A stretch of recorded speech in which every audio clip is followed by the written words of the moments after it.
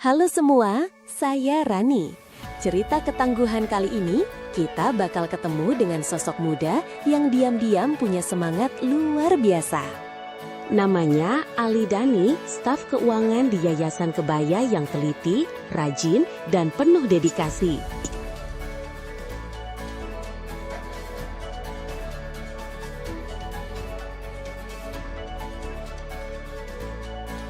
Tapi jangan salah, di balik tumpukan laporan keuangan, Mas Dhani juga merintis usaha kuliner kecil-kecilan yang penuh rasa dan cinta.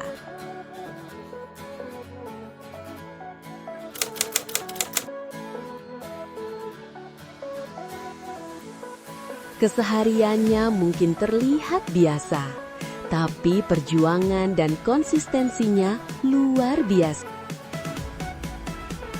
Yuk kita simak langsung obrolan hangat bareng Mas Dhani tentang kerja, mimpi, dan rasa syukur di tengah proses hidup.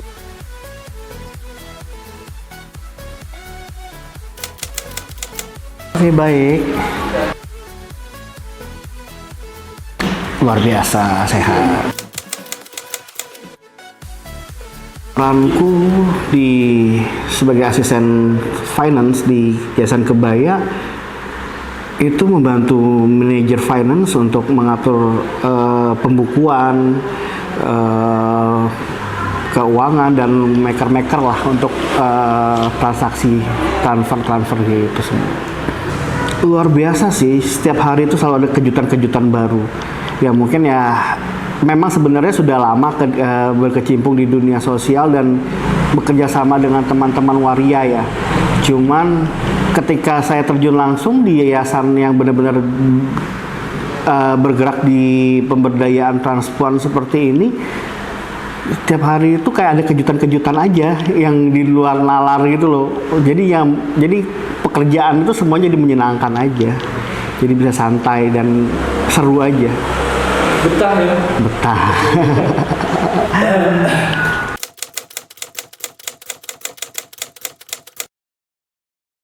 Saya sih lebih ke deadline. Misal deadline kan sering kadang berubah-berubah, jadi mengimbangi aja, mengikuti jadwal teman-teman kan. Teman-teman juga kan di sini kan karena SDM-nya juga terbatas.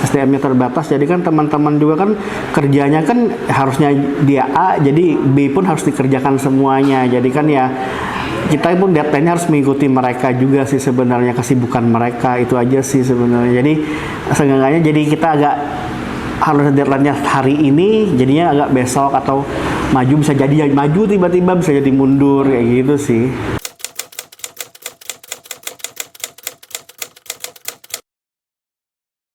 Macam-macam kalau dia jualan. Jadi ada sip-sipannya.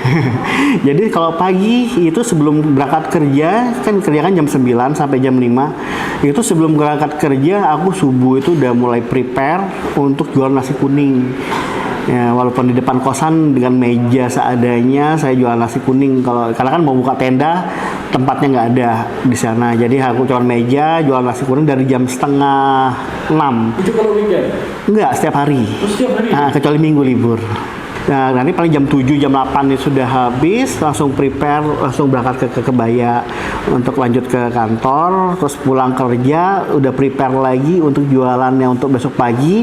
Dan kalau ada event-event, misalnya kan saya juga jualan kayak sosis bakar, cumi bakar kok malam. Tapi saya lebih fokus ke setiap ada event aja sih.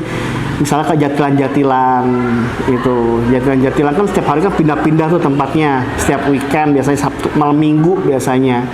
Nah itu saya jualan di Jatilan, sosis bakar, cumi bakar kayak gitu.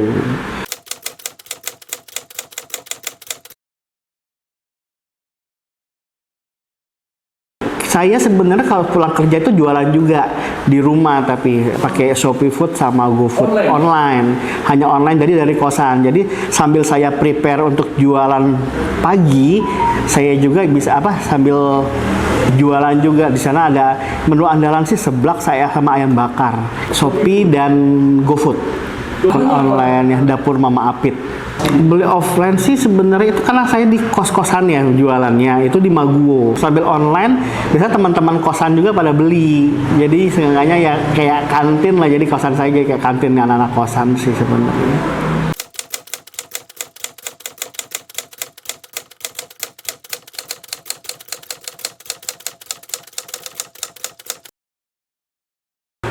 untungnya sih kayak Yayasan Kebaya tuh sangat fleksibel ya, sangat nyaman dan juga sangat gimana ya. Jadi waktunya itu bisa mendukung saya untuk berkarir di luar di luar pekerjaan saya sebagai finance di Yayasan Kebaya.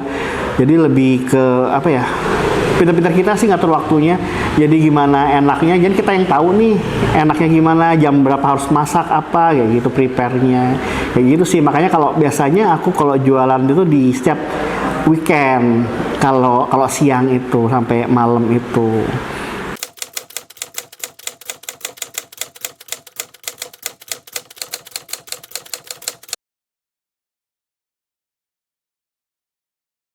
Sangat membantu sekali. Yang tidak bisa dipungkiri ya, UMR gaji di Yogyakarta kan sangat minim ya. Kalau emang kita tidak dari hati untuk bekerja ya memang susah mengharapkan gaji yang besar gitu kan ya. Salah satunya ya karena kebutuhan juga ya, banyak kebutuhan harus dipenuhi ya, mau nggak mau kita harus ekstra kerjanya. Sebenarnya Yayasan Kebaya sangat membantu sekali untuk usaha saya, karena beberapa pemodalan dari usaha saya itu dari Yayasan Kebaya. Yayasan Kebaya ada CU, Credit Union. Saya bisa ketika saya ada pesanan menumpuk banyak, saya kekurangan modal, saya bisa pinjam di sana. Atau ada beberapa alat yang rusak yang saya harus ganti, saya pun bisa meminjam di sana. Ada Credit Union untuk staff dan teman-teman komunitas, dan juga ada Bank Kebaya sekarang. Itu juga baru lagi Bank Kebaya itu karena teman-teman yang untuk punya usaha. Jadi itu sangat membantu banget. Jadi kalau nggak ada itu mungkin aku juga udah angkat tangan, ada pusing kan, karena kan emang sekarang cari modal itu bukan hal yang gampang gitu.